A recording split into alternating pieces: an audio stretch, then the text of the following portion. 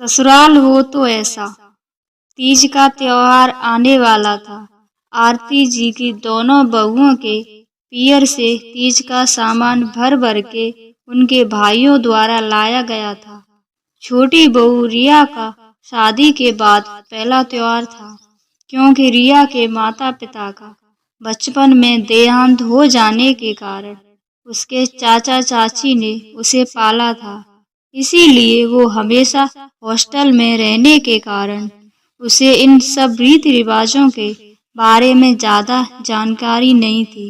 पढ़ने में होशियार रिया को कॉलेज के तुरंत बाद जॉब मिल गई। आकाश और वो दोनों एक ही कंपनी में थे, जहां दोनों ने एक दूसरे को पसंद किया था और घरवालों ने बिना किसी आपत्ति के दोनों की शादी करवा दी। आज जब रिया ने देखा कि उसकी जेठानियों के पियर से शगुन में ढेर सारा सुहाग का सामान आया है, तो उसे अपना कद बहुत छोटा लगने लगा।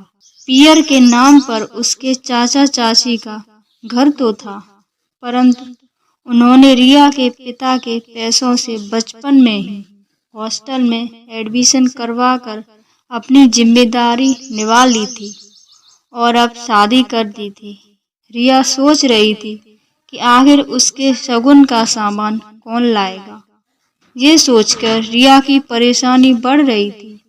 जेठानियों को हंसी करते देख उसे लगता शायद दोनों मिलकर उसका ही मजाक उड़ा रही हैं।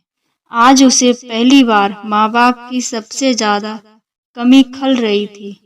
अगले दिन रिया की सास आरती जी ने उसे आवाज लगाते हुए कहा, रिया बहू, जल्दी नीचे आओ, देखो तुम्हारे पियर से तीज का शगुन आया है।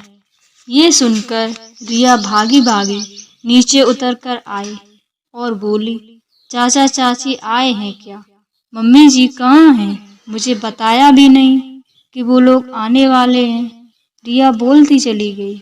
उसे तो विश्वास ही नहीं हो रहा था कि उसके चाचा चाची कभी आ सकते हैं। तभी आरती जी बोली, अरे नहीं, तुम्हारे भाई और भाभियां सब कुछ लेकर आए हैं। रिया चौंक कर बोली, पर मम्मी जी, मेरे तो कोई भाई भाभी नहीं है।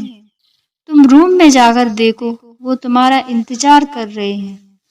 रिया कसमकस में उलझी धीरे धीरे कदम बढ़ाते हुए रूम में घुसी तो देखा उसके दोनों जेठ जेठानी वहां पर सारे सामान के साथ बैठे हुए थे। पीछे पीछे आरती जी भी आ गई और बोली, भाई तुम्हारे पियर वाले आए हैं, खातिरदारी नहीं करोगी क्या? रिया को कुछ समझ नहीं आ रहा था। वो कभी सास को देखती तो कभी बाकी सभी घरवालों को। उसके मासूम चेहरे को देखकर सभी की हंसी छूट गई। आरती जी बोली, कल जब तुम्हारी जेठानियों के पियर से शगुन आया था तो हम सबने ही तुम्हारी आंखों में वो नमी देख ली थी, जिससे माता पिता के ना होने का गहरा दुख समाया था। पियर की महत्वता हम औरतों से ज्यादा कौन समझ सकता है। भला इसलिए हम सबने भी तय कर लिया था कि आज हम सब एक नया रिश्ता कायम करेंगे और तुम्हें तुम्हारे पियर का सुख जरूर देंगे। रिया को अपने कानों पर विश्वास नहीं हो रहा था।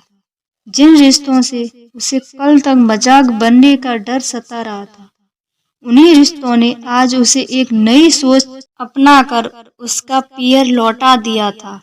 रिया की आंखों में खुशी के आंसू बह उठे थे।